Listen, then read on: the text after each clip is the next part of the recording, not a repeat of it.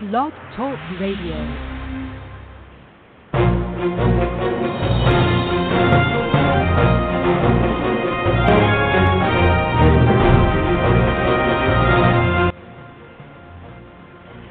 And welcome to another edition of Carnivore Radio. I'm your host, Jeff Sherman, along with Dr. Eric Lopkin, and we have Joanna Brandi, who is a life and happiness coach.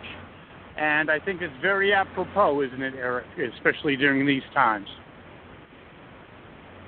It is. You know, coping with the current situation is so stressful. It's always good to have somebody to give a little advice about how we can get through this. And I think because it is an advice show, maybe we can throw out the number early because, you know, you never know. A lot of people may be thinking, you know, how do I get through this? What do I do for my next steps? All of the above. How can they join the show, Eric? You can join us by calling 563-999-3693. That's 563-999-3693. All right. Well, Joanna, you know, I guess to start everything off, we're in unique times. And one of the things you do is, well, let's explain a little bit about, you know, what you do and how you help people first. Sure. Well, I'm both a happiness coach and I am a chief happiness officer. So typically I work inside businesses helping leaders create a more positive culture and teaching them skills that come right out of the science of happiness. They're evidence-based skills. Teaching them how to communicate better, teaching them how to build better relationships, teaching them how to create meaning, teaching them how to create the kind of place where you'd want to come and work. You know, so we spend most of our life at work, and organizations don't seem to want to have a discussion about how do we help these people become happy while they're here. How do we make sure that they're feeling good about being here? Because there's a boatload of evidence that says when people are happy coming to work, they're more productive, they do better work, and the statistics on creativity and innovation are phenomenal. So who in this day and age wouldn't want their people to be as maximally creative as they possibly could be? Yes, and we also, you know, did talk before you coming on and really had a great discussion that your principles also, you do work with people in terms of how they can be happier. And one of the things that I think would be very interesting, especially for our listening audience, is during this pandemic, you know, what are some of the principles that you foster and focus on in, let's just say, the corporate environment? How could that apply to the individual that may feel isolated, might feel removed? Let's say they were in a transition into new goals, new vocations. How do you navigate? And one thing, long-winded question, but the other thing is, you know, I've heard this, you know, on another show. This was a new show and I thought it was an interesting principle that most people can deal with things for a month or two or what have you, but with this pandemic kind of having no end in sight, you know, how do you keep going? So long-winded, this is the challenge. I'm sure you'll handle it. Well, that's okay. I'm in the boat too. You know, this is really where, you know, we are. Where someone said we're in the same storm. Not everybody's in the same boat, but we're all in the same storm. So I think the first piece of advice I give everybody, including myself on a regular basis, is don't believe everything you think. Because the brain. What does that mean? That means that the brain is actually designed to keep us safe, not to keep us happy. But because we think anywhere from 60,000 to 80,000 thoughts a day, and a good 80% of those are the same thoughts we thought yesterday, and a good 80 to 90% of those are typically negative.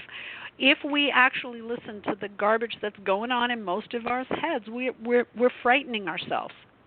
And we're cutting off what happens when we go into fear, and that's what a whole lot of people are in. And I made the mistake of turning on network TV last night because I hadn't done it in about a week. I was like, oh, okay, maybe I'll just. God. I know. And I was in the kitchen, and you know, the TV's on the other side, and I said, you know what, I'm never standing here at 6:30 at night, so I thought I you know the drill. I turned it on. I was like, oh my God, is this what people watch every day? Because the reality is that and you know the old adage, if it bleeds, it leads, right? Sure. So it's yes, these things may be happening, but the emotion with which they're said, the drama with which they're pursued, I got about 15 minutes into it, and I said, okay, that's enough. I don't need to know this stuff. Well, you have because you have to. I think Eric had that's the comment. Oh, Eric, go ahead. Sorry. But no, he's just referring to the fact that for the last, I would say, probably 2 months, I have avoided network news at all costs because they're just perpetrating fear and perpetuating it. And what does that do if you know the science? When you're in fear, you're killing your own immune system. When the body goes into fear or anger or negative emotion and stays there for more than 5 minutes, now just think about that time frame, it shuts down your immune system for up to 6 hours. So at a interesting. time, I also think I like what you said about they're just thoughts. Maybe you can elaborate on that a little bit more until we go into the immune system, because that's obviously very appropriate as well. I've heard experts in psychology talk about that. They're just a thought. It doesn't make it real. Explain to our listening audience what that's all about, because I find that fascinating. Because most people believe their thoughts are reality. Most people do. I used to think my thoughts were reality, and I literally would drive myself crazy. They're just thoughts, and many of them are random, and quite frankly, I believe that many of them are not even ours. What do you mean by that?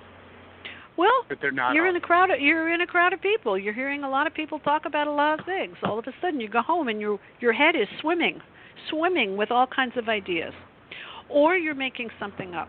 That's one thing. I consider myself a visionary person.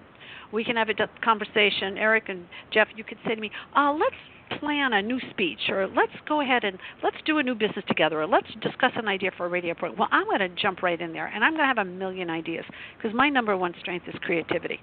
Now, that's a downfall. That's a downfall when you are ruminating on something negative. Because happens it destroys creativity? Oh, yes. Okay, that's interesting. Oh, yes.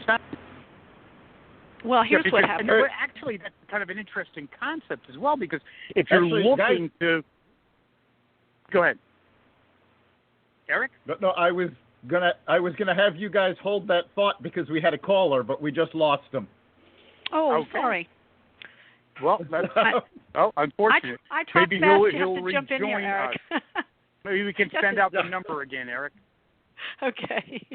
Yeah, if you'd like to be part of the conversation, you can call us at 563-999-3693. That's 563-999-3693. Fantastic. So we're talking about creativity and how, I guess, negative emotional thoughts can destroy that. So I would say if you're trying to create a better life and think outside the box, living in fear or being in fear is going to really undermine that, isn't it?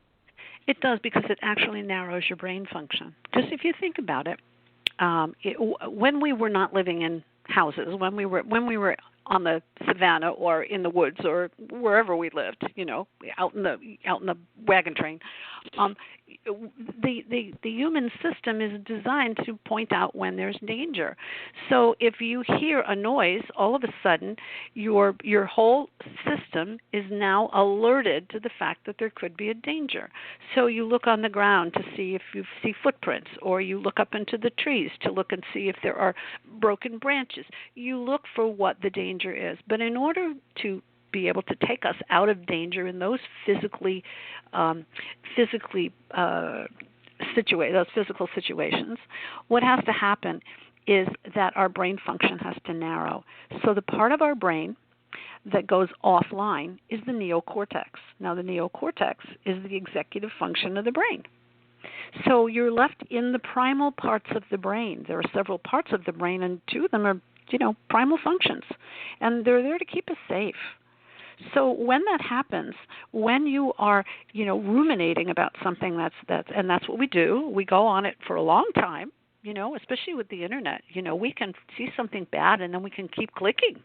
And we can see worse stuff and more worse stuff and worse stuff after that. And what happens is that what you're taking offline is the part of the brain that can get you out of there. You're taking away the creativity when your neocortex is shut down. So sounds counterintuitive, but interesting. Yes. Well, we just don't learn this stuff, and that's the challenge. Is that we really don't know how our own bodies and brains function very well. So I call it going down the rabbit hole, and I am really good at that. So. But welcome to the club. No one does it better. I'm sorry. I've never met you personally. I think I get the award. I'm going to give myself the award without even knowing you. Okay, I want an example. I want an example. No one goes down the rabbit hole quicker than Where'd you go down the rabbit? Tell me where you went down the rabbit hole. Let me get an example. Go ahead. I couldn't even tell you. In other words, if I get some negativity, I will go down that hole in a matter of seconds. That's right. And it'll take someone like Dr. Lopkin to get me out of it. He can attest to that. How many times I'm like, and while you're going down, me, though. And while you're going down the rabbit hole, your body is producing adrenaline, which is very helpful if you need to run like hell, right? And your body is producing cortisol, and your body is producing 50 different biochemicals while you're going down the rabbit hole, and they're all designed to get you to fight or flight, or freeze, one or the other, and they're not designed for your long-term health. So while you're doing that, all of the wonderful biochemicals that were working to keep you safe, all of the processes inside your body, like digestion, your immune system, all of that shuts down. So this was really difficult for me to understand way back when. I didn't know. When I learned the chemistry, when I learned the science, my whole life changed. Because it's like, I am doing that to myself? Oh, my gosh. But how many people do that in the society? I would say most people don't know. Most people do. All the concept we've just outlined. They're just thoughts, or what they do to your creativity. What do they do to your actual ability to overcome what you're facing? That's it. That's exactly it. And then what happens is they become what, do you remember Dr. Daniel Amen? See him on public television a lot? I don't. He's a brain doctor. Fascinating guy. Him on PBS. Yes. Fascinating guy. And then what happens is when you have these thoughts, now you've got these 60 to 80,000 thoughts swimming around in your head. Most of them are negative. Some of them become what he calls ANTs, A-N-T-S, automatic negative thoughts. They have very little meaning, but you've been just doing them for a long time. It's just your automatic negative thought. I'm not good enough, or I don't know if I can get over that, or, my family this, or, the automatic negative, I have to go and see my in-laws this weekend, and then the automatic negative thoughts come, that kind of stuff. And what happens there is that it seems that those automatic negative thoughts, which we don't really own anymore, we may have thought them 2 years ago, but now we keep thinking the same things over and over again, they stimulate the areas of the brain that are responsible for depression and anxiety. And then we don't know why we're depressed. And then we medicate it. Wow. Dr. Lopkin? Yeah, all of this is very fascinating. I mean, especially since most people don't realize that there's a neurological basis to all of this.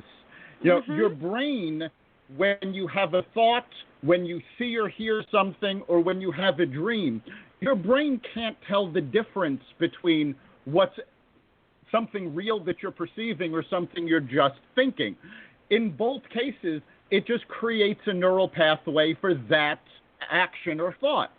And the more times you do that, and the more times you do that, the easier that thought becomes to have. So if you're constantly thinking, I'm not good enough, or I can't do this, that thought actually becomes easier and easier each time, and it creates that rabbit hole that you were talking about. Mm-hmm. So it actually becomes your reality? Of course. Because neurons that fire together, Eric's just totally right there. Neurons that fire together wire together.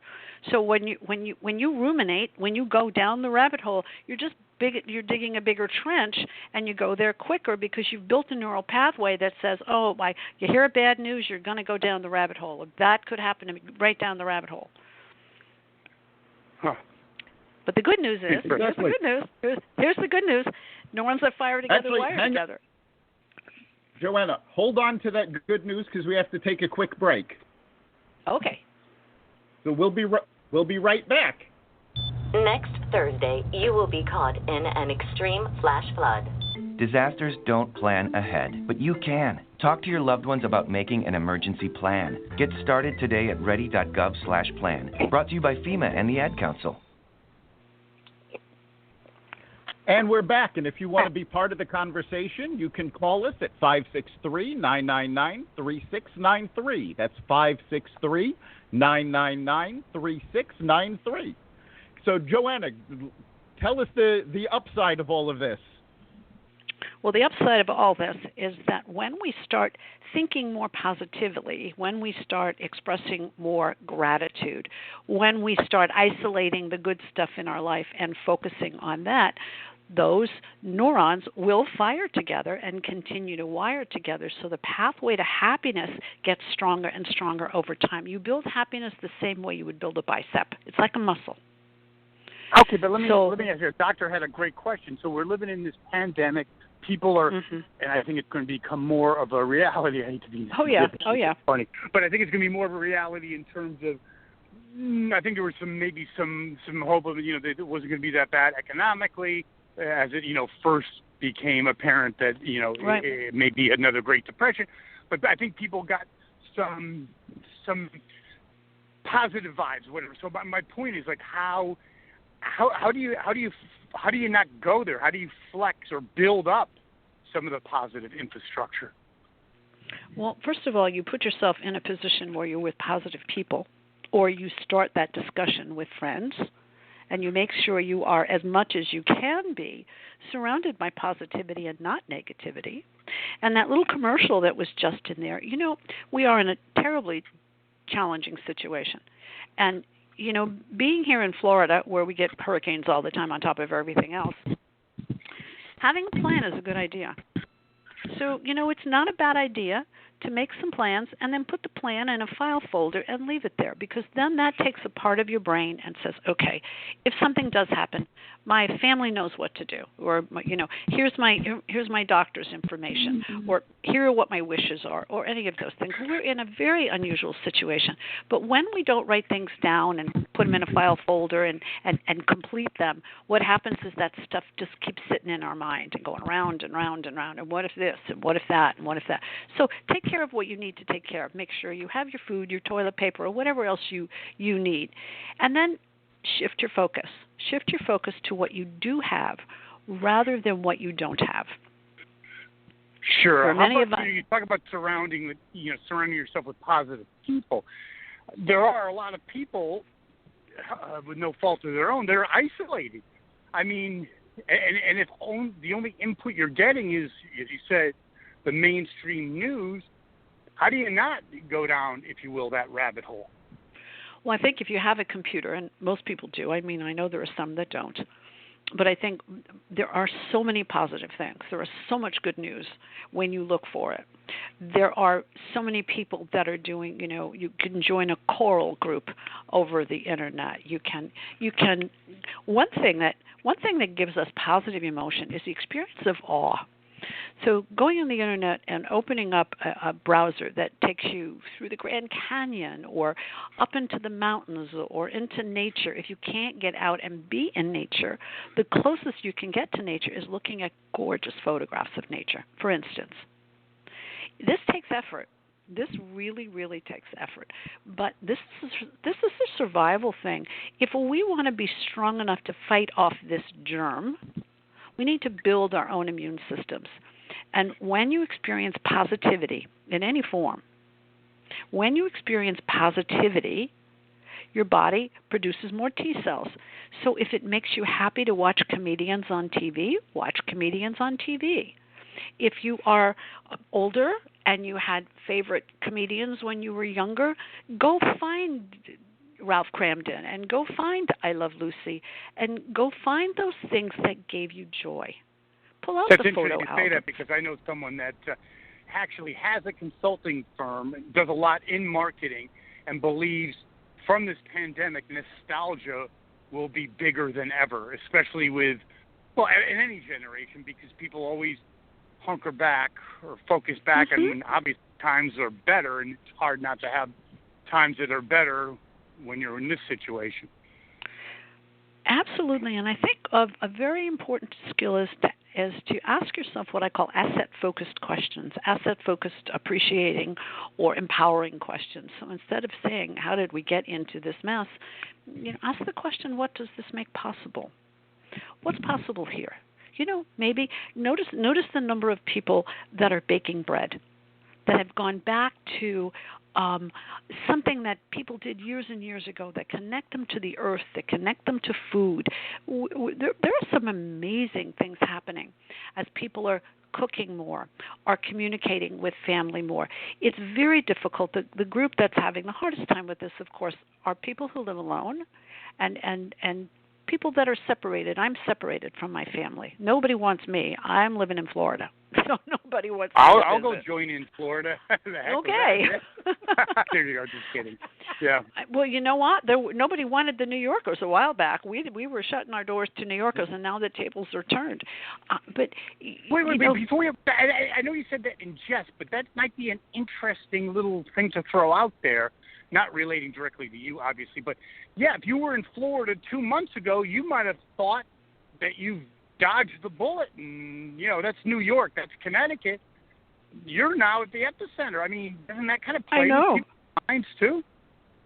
It's really playing with people's minds. I had a long talk with my yoga teacher today, who's a very, very good friend, and she's been doing these, on Zoom. We've been doing yoga, and she's very concerned with what's going on. And we talked about our children. Our children, I get every time I even make the suggestion that I'm going to go somewhere and do something, my daughter reminds me of how the numbers went up.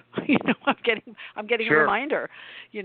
So this is a total reversal now. It's the younger generation that are saying to the older generation, you stay at home. You have to stay home, Mom. Dr. Lopkin. Dr.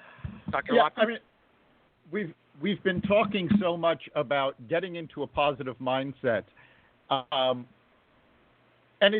we've talked about this on a couple of different podcasts, how important it is to have that human connection.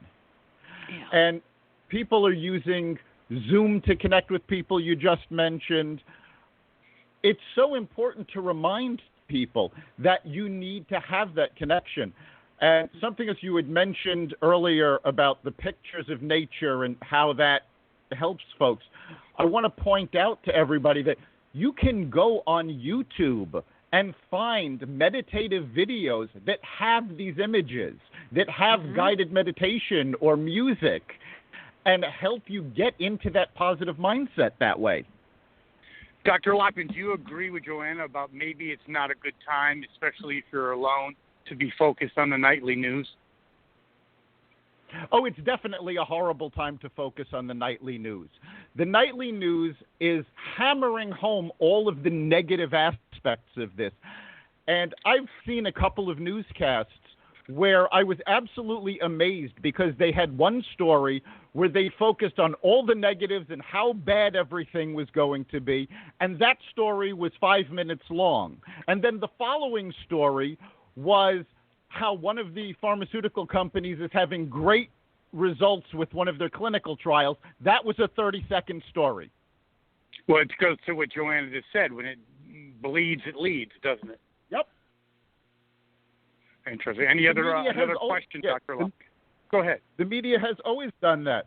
So, well, we're actually coming near the end, so I just want to get one more question in. For people who find themselves in that negative mindset, what tips do you give them to help snap them out of it? I always, when I've got somebody that's in a negative mindset, I always go first to gratitude. I always go first to gratitude. So if I'm in a conversation with them, I will ask them about things they're grateful for.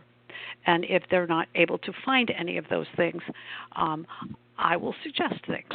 You know, do you have a favorite place to walk? Do you have a favorite hobby? Do you have a favorite food?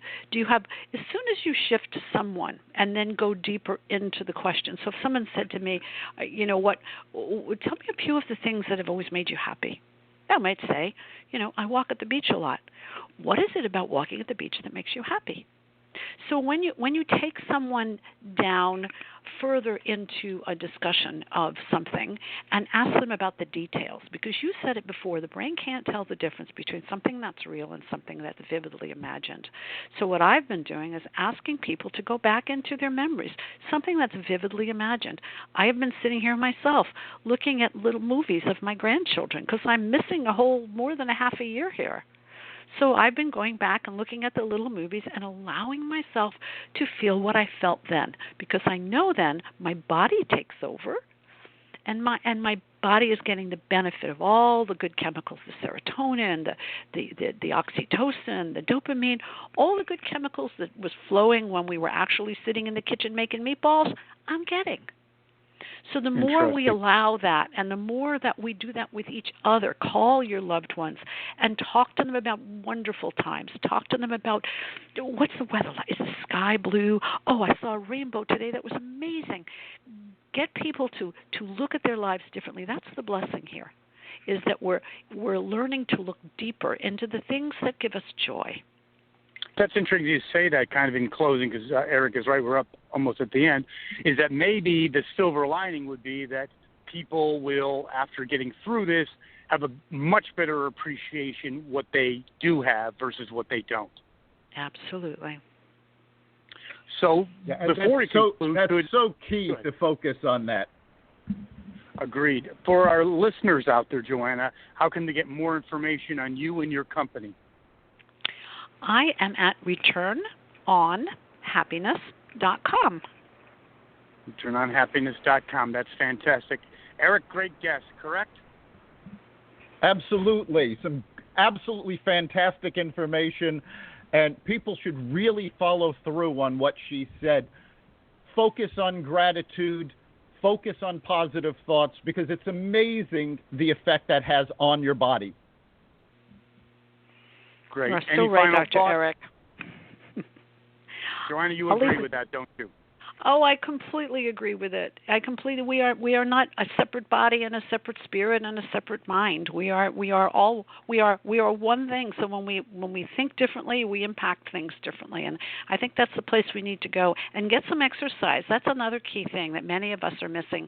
Our usual, we're not going to the gym and things like that. Keep moving your body. Put on some rock and roll music if that's what you love, and or whatever music you love. Put it on and shake and shimmy and really let it go, because that's really good for your body and your brain. Might spawn another career.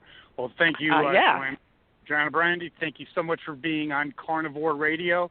And we'll be back next week, Eric, won't we, with another exciting guest. We will. You can catch us live every Friday at 4 at blogtalkradio.com/Carnivore Radio. You can also listen to the replays as well as our Carnivore Bites podcast at xvadio.com/podcast. You can also catch us in the Apple Podcasts app, Google Play, iHeartRadio, Spotify, Stitcher, and wherever you find podcasts. See you next week. See you next week. Joanna, thanks so much for being on the show. Thank you.